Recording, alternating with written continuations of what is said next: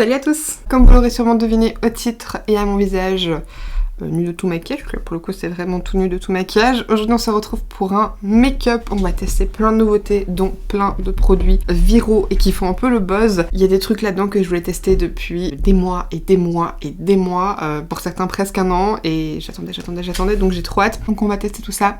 Je vous rapproche et c'est parti. Au passage, là on est le 25 juillet. Mes sourcils n'ont toujours pas été refaits. Je devais normalement les faire il y a 2 jours et finalement ça a été repoussé parce que la dame était pas là. Puis du coup je les ai rappelés pour prendre rendez-vous et en fait fallait prendre rendez-vous 3 semaines plus tard de ce qui était prévu. Donc ça fera 12 semaines. Alors que normalement la retouche est supposée être refaite entre 6 et 8 semaines. Donc on va sûrement aussi les maquiller un tout petit peu, mais peut-être juste avec un peu de fard. Mais ça maintenant j'aime bien le faire en fait un peu après, puisque là comme j'ai déjà ma forme, j'aime bien faire tout le reste et ensuite modifier si c'est nécessaire. Il y a aussi la nouvelle palette de Anastasia que je vous ai pas encore montré, donc peut-être qu'on va faire un look avec ça. J'ai changé mes pots à pinceau pour des trucs en acrylique comme ça que j'avais vu sur la chaîne de Salomé qu'elle avait commandé sur Beauty et que je trouvais trop beau. Je sais pas trop si je suis vraiment satisfaite, mais ils étaient chers et du coup j'ai pas envie de les laisser tomber. Donc ça c'est quand même pas mal pratique, mais ça fait qu'en fait les pinceaux sont très proches et donc par exemple le fait que je sépare les petits pinceaux des gros, mais au final c'est quand même un peu mélangé et...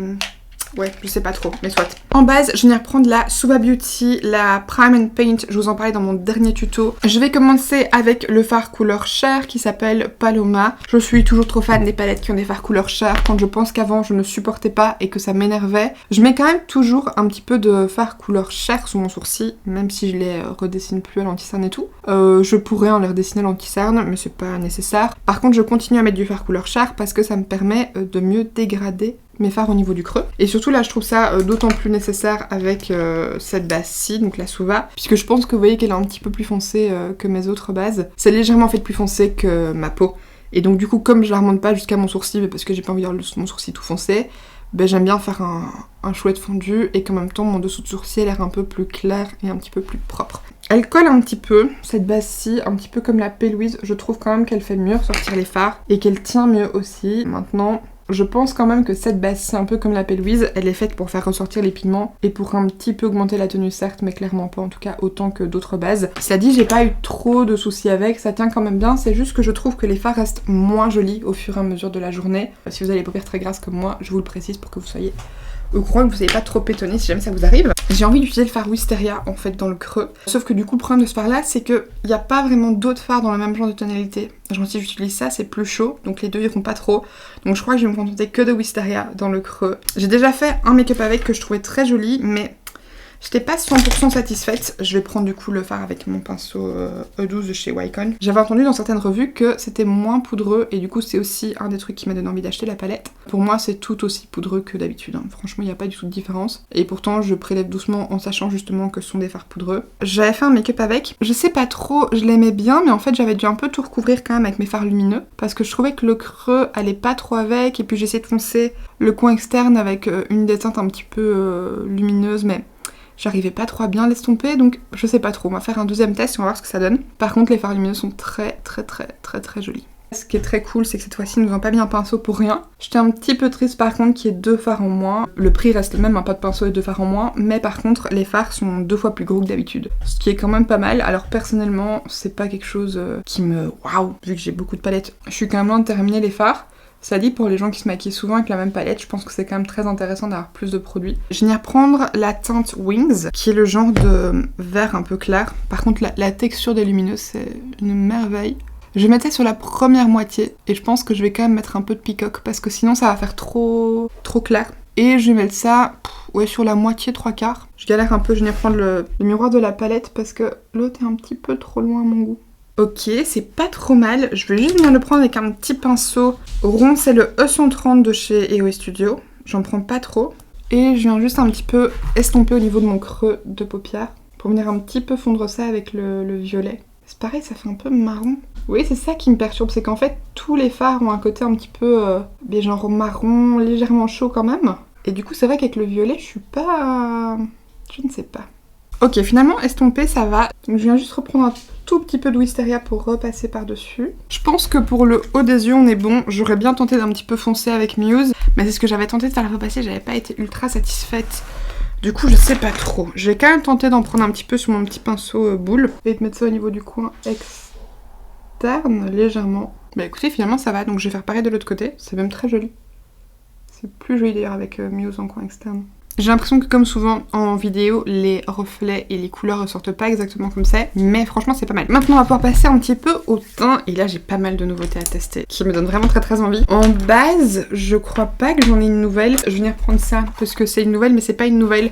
Je vous ai dit justement dans mon dernier tutoriel que ma base l'essentiel de Guerlain avait un peu tourné. Comme je l'aimais bien, j'ai voulu la racheter et en fait je ne parvenais pas à retomber dessus, donc je suppose qu'elle a été arrêtée. Et ça a été un peu plus confirmé quand je suis tombée sur ça aux Galeries Lafayette quand je suis passée en France, à moins 40%. Du coup je l'ai reprise parce que j'aime vraiment beaucoup. C'est une base que je trouve très chouette. Si vous arrivez encore à mettre la main dessus, franchement elle est pas mal. Elle a un chouette effet sur la peau, elle est agréable à utiliser, puis surtout moi j'adore le packaging, on dirait que la pipette c'est en métal et en fait non c'est du plastique, je trouve ça vraiment pas mal. Une base qui est assez fraîche à l'application, qui a une chouette odeur un petit peu fraîche et qui matifie pas mal du tout. Franchement je l'aime bien. Oh là là, j'avais des chutes que j'ai pas frottées, je me suis pas rendu compte.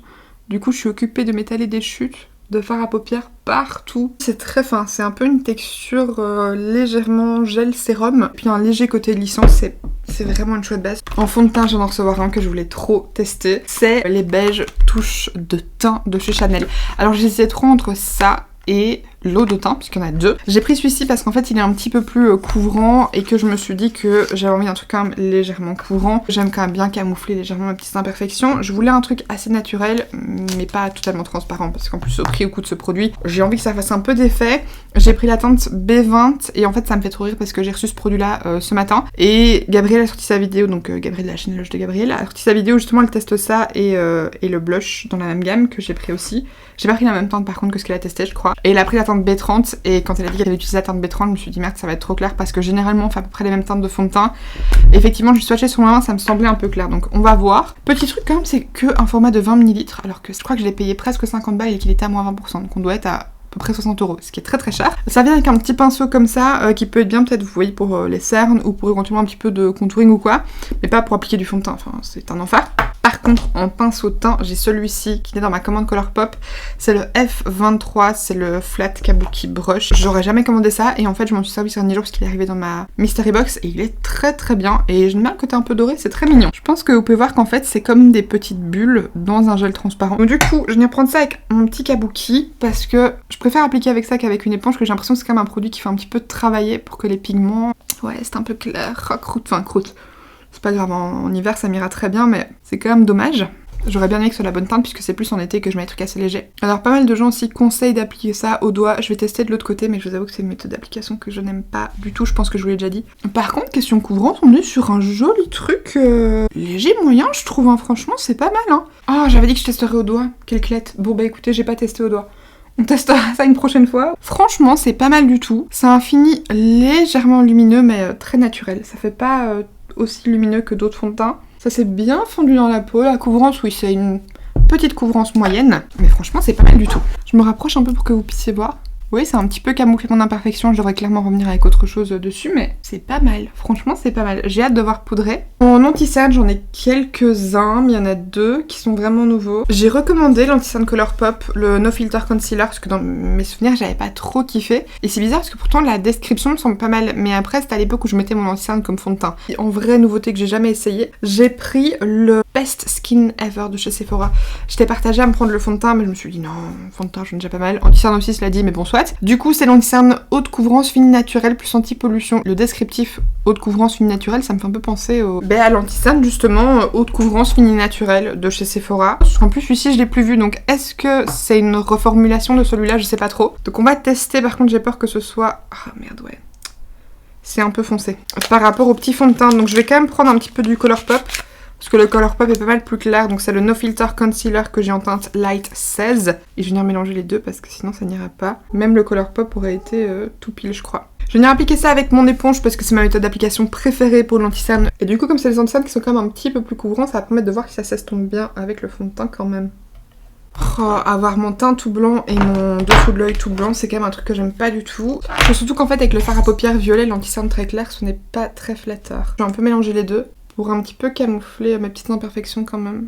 Légèrement, on va pas trop mettre de matière. Toujours appliquer à l'éponge pour pouvoir un petit peu fondre le mieux possible. Alors par contre c'est quand même bien couvrant. Je sais pas si c'est le Colourpop ou le Sephora, mais mon grain de beauté ne voit quasiment plus le pauvre. Je repasserai un tout petit peu dessus après. Je viens poudrer mon dessous de l'œil. Là, je vais prendre une poudre libre et j'en ai pas à tester de nouvelles. Donc je viens reprendre la Shape Tape de chez Tarte qui est très très bien. Avec une petite houppette de chez Shiglam. Parce que oui, ça file dans les plis. Mais ça, je saurais pas vous dire si c'est un teint qui file ou pas. J'ai ça avec tous mes anti-cernes parce que j'ai beaucoup de plis sous les yeux. Je vais faire le reste de mon teint maintenant parce que je vais tout faire avec des produits crème. Puisque j'ai blush et bronzer crème et highlighter crème aussi. Je les trouve très jolis. Je vais commencer par le bronzer. Et pour ça, j'ai beaucoup entendu parler du Rare Beauty. Donc c'est le Warm Wishes Stick bronzant ultra simple. Que moi j'ai pris en teinte Happy Soul. C'est la deuxième ou troisième teinte, je sais plus trop. Je me suis déjà servi une fois et franchement je le trouve pas mal. J'applique ça moi comme un peu un contour, même si c'est du bronzer. Et je vais venir estomper tout ça avec le pinceau Contour Queen de chez Beauty Bay. Je crois que c'est ça. Je vais venir en appliquer un tout petit peu parce qu'il s'estompe bien mais c'est quand même pas mal pigmenté. Donc vous voyez que j'en mets pas 50 kilos quoi. Et je vais venir un petit peu dégrader ça. Mais en fait je pense que j'ai pris un petit pinceau un peu trop mou. On va prendre plutôt ce pinceau-ci de chez Makeup Revolution. C'est le Air Wick Angled Foundation Brush. Ouais, c'est un peu plus dense, c'est mieux. Donc comme je vous dis, j'en mets pas trop parce que franchement c'est bien pigmenté. Donc faut vraiment pas trop en mettre, il vaut mieux en mettre pas beaucoup et y revenir. Alors sur un petit fond de teint comme ça, qu'est-ce que ça donne ? Parce que je pense que la fois passée j'avais appliqué sur un fond de teint un poil plus couvrant.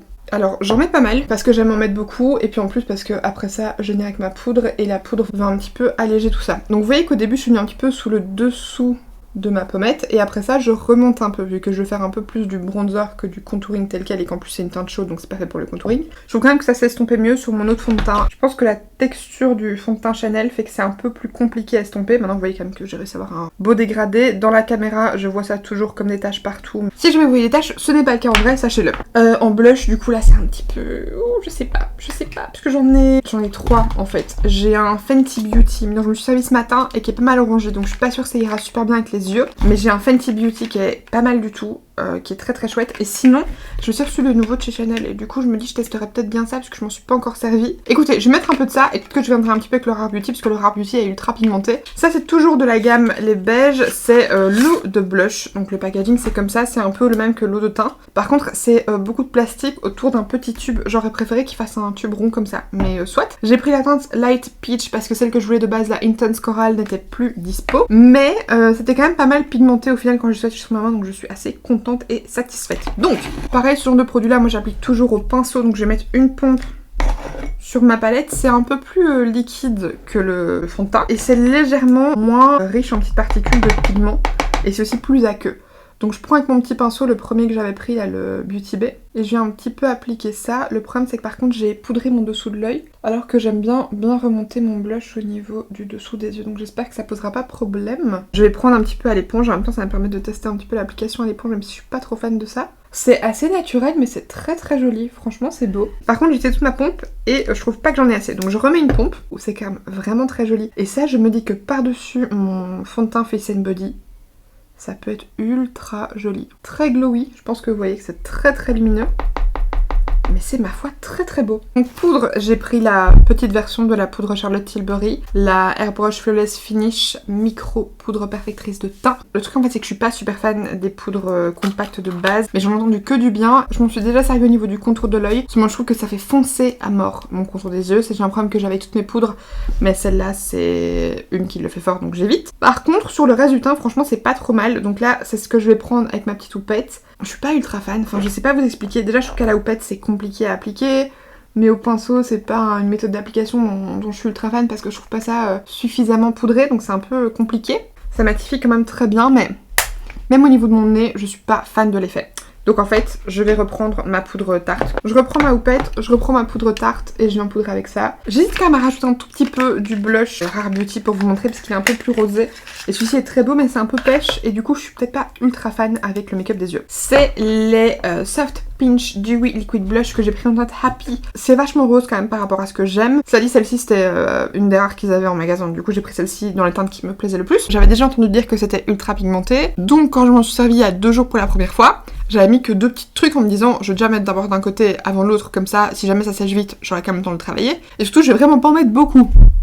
Avec les 2 trucs, j'ai pu largement faire mes 2 joues et c'était vraiment bien pigmenté. Donc j'essore bien l'applicateur et je vais juste mettre un micro point comme ça, en sachant que j'ai bien essoré, hein, donc il n'y a vraiment pas beaucoup de produits et croyez-moi que ce sera largement suffisant.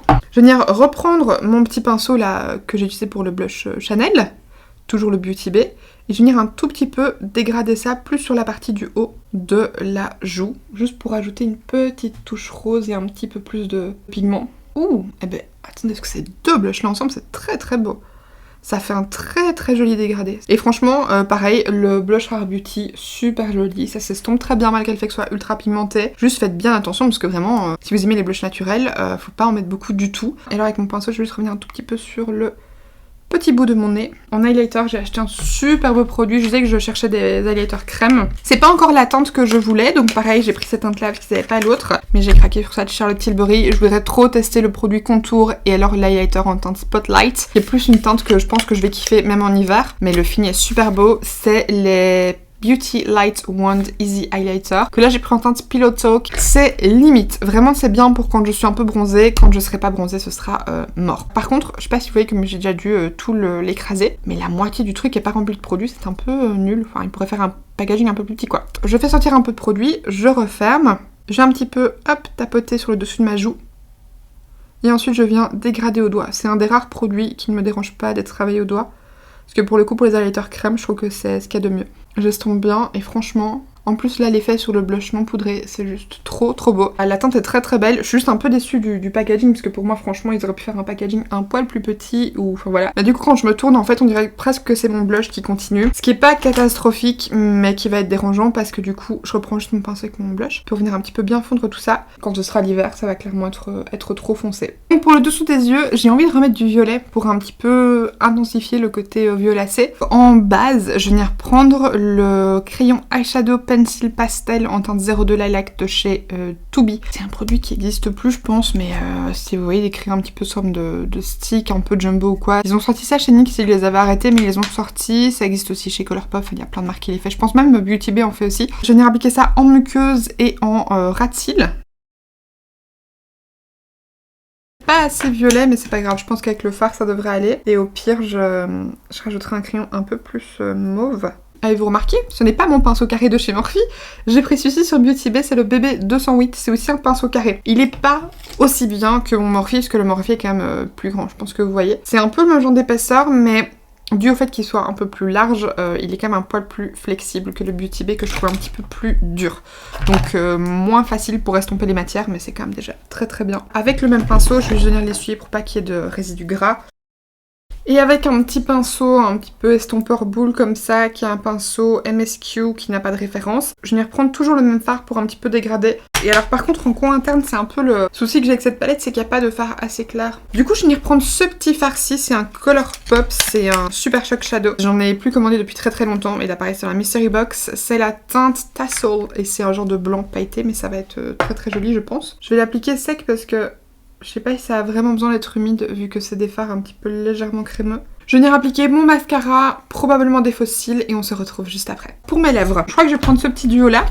C'est du coup le Pillow Talk Lip Kit, donc c'est le crayon, donc le Pillow Talk Lip Cheat en teinte Pillow Talk et du coup le Pillow Talk Matte Revolution en lipstick aussi. Je vais mettre le rouge à lèvres et puis le crayon. C'est un petit format mais vous savez que moi j'adore les formats mini donc ça m'arrange.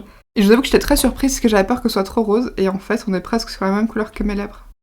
Et par-dessus du coup, je vais venir mettre un gloss. Je vous avoue que là en fait, je sais pas comment j'ai fait mon compte, il y avait personne au stand du coup j'ai pris moi-même le gloss. J'étais persuadée que j'avais pris la teinte que je voulais et en fait en vérifiant à la maison non, donc j'étais un petit peu dégoûtée. Mais en fait c'est pas plus mal. Ce sont les Gloss Bomb Cream, vous savez que j'adore les gloss de chez Fenty, je pense que j'en ai déjà parlé 1000 fois. Et en fait je vais trop tester la gamme Cream parce que c'est des couleurs un peu plus pigmentées, moins en transparence. Et j'avais vu la teinte Cookie Jar que je trouvais magnifique, c'était un marron, tout ce que j'aime. Et en fait, à la maison, je me suis rendu compte que j'avais pris la teinte Mauve's Out. Alors, est-ce que c'est parce que j'ai vu que c'est la teinte qui correspondait plus ou moins et j'ai pris ça en me disant que je ne sais pas. Toujours est-il que c'est beaucoup plus mauve, c'est pas du tout le genre de teinte que je mets d'habitude, mais en fait c'est très bien parce que du coup j'ai pas ce genre de couleur. Et pour des looks froids comme ça va super bien. Je l'ai mis la semaine passée, vendredi, pour aller bosser, il était super beau. Donc je sors juste un petit peu l'applicateur. Et je vais me mettre par-dessus le rouge à lèvres. C'est ce que j'avais fait la fois passée aussi en mettant le rouge à lèvres sur le Tilbury en dessous. L'odeur c'est pas du tout la même que celle des Gloss Bomb classiques. C'est beaucoup moins agréable, c'est moins sucré. Mais par contre la couleur est très belle et du coup pour des looks froids comme ça c'est très très bien. Et voilà donc pour le résultat final du make-up. Pour revenir un peu sur les produits, la palette nouveau de chez Anastasia Beverly Hills, je la trouve très très chouette. Le packaging déjà, je le trouve très très beau. C'est un peu un genre de tissu dur, un peu comme la Riviera. Je la trouve super jolie. Le make-up d'aujourd'hui, je le trouve très beau aussi. Les fards sont très bien, par contre les mats sont toujours aussi poudreux. Je vous préviens parce que je vous dis, moi j'ai entendu des revues que c'était un peu moins poudreux que d'habitude. Pour moi c'est toujours aussi poudreux, hein. Donc toujours à prélever avec précaution. Par contre les fards sont très bien pigmentés, les lumineux sont splendides. Franchement il n'y a rien à dire, très bonne palette. Comme souvent chez Anastasia. Le fond de teint Chanel, franchement, je suis hyper contente. Le résultat est très très beau. Maintenant, c'est la première fois que je le mets. Il est déjà 23h50, donc je vais filmer mon haul et après ça, j'irai me démaquiller. Quant à la tenue, mais pour l'instant, je trouve ça très joli. Anti-cerne, le Sephora, je me suis déjà servi, je le trouve très très bien. Je suis un petit peu plus sur la réserve pour le Colourpop, donc pareil, je devrais un peu retester, réutiliser. Mais celui-ci, franchement, je le trouve très chouette et ça me fait un petit peu regretter de ne pas avoir pris le fond de teint parce que je le trouve vraiment pas mal. Pareil, le blush Chanel, trop beau. L'effet est super joli. Il s'estompe très bien. La pigmentation, c'est quand même assez modulable, je dirais. Si vous en prenez très peu, vous aurez un truc très transparent, très évanescent. Si vous en mettez un peu plus, vous allez quand même avoir une très jolie pigmentation. Je suis assez surprise, mais très chouette produit. Et si vous aimez les trucs naturels, pareil, ça fait un effet un peu second peau, quoi. Donc trop beau. Je vous parle de tout ça sans mentionner le bronzer de chez Rare Beauty. Très chouette. Je suis hyper contente d'avoir testé la marque. Très chouette. Il s'estompe bien. La couleur est très belle, tip top par rapport à ce que j'aime, chaude, qui a une couleur un peu caramel comme ça, je trouve ça vraiment très beau. Et toujours chez Rare Beauty, le petit blush Soft Pinch Dewy Liquid Blush, ultra pigmenté, donc avec un format comme ça de 7 ml et demi, vous allez durer toute une vie tellement il en faut peu. Je trouve très beau, la teinte est jolie aussi, c'est un petit peu plus rose que ce que j'aime en temps normal, donc j'ai hâte de tester les teintes Hope et Bliss, mais là je trouve ça vraiment très beau. En fait, il me semble que j'ai vu Bliss en magasin, mais je pensais que ce serait trop clair. Sauf qu'au vu de la pigmentation, je pense que j'aurais clairement pu le prendre quand même. L'highlighter Charlotte Tilbury, une merveille. Franchement, trop beau. Comme je vous dis, juste une petite réserve sur la teinte. Là, il y a tous les éclairages, donc ça paraît très clair et beaucoup plus highlighter que ce que c'est réellement. Le gloss cream de chez Fenty, très bien, comme les autres gloss. La texture est pas tout à fait pareille. Je pense que je préfère quand même les gloss bomb d'habitude. Je pense que je préfère quand même les gloss bomb classiques. Mais celui-là est quand même très chouette. J'ai quand même hâte de prendre d'autres teintes que celle-ci. Mais cela dit, c'est quand même beau et ça me permet d'avoir une teinte que je n'achète pas tout le temps. Pour le reste, c'est pas des produits chic dans cette vidéo aussi. Donc si vous voulez voir ce que j'en pense, ce sera dans la vidéo haul. N'hésitez pas à dire ce que vous pensez du look, si ça vous a plu, si vous avez déjà testé certains de ces produits, ce que vous en avez pensé. Moi en tout cas je suis hyper satisfaite parce qu'il n'y a rien que j'aime pas. En tout cas si cette vidéo vous a plu, comme d'habitude n'hésitez pas à la liker et à vous abonner en cliquant juste en dessous si ce n'est pas encore fait. Et puis quant à moi, d'ici la prochaine, je vous fais d'énormes bisous. Bye.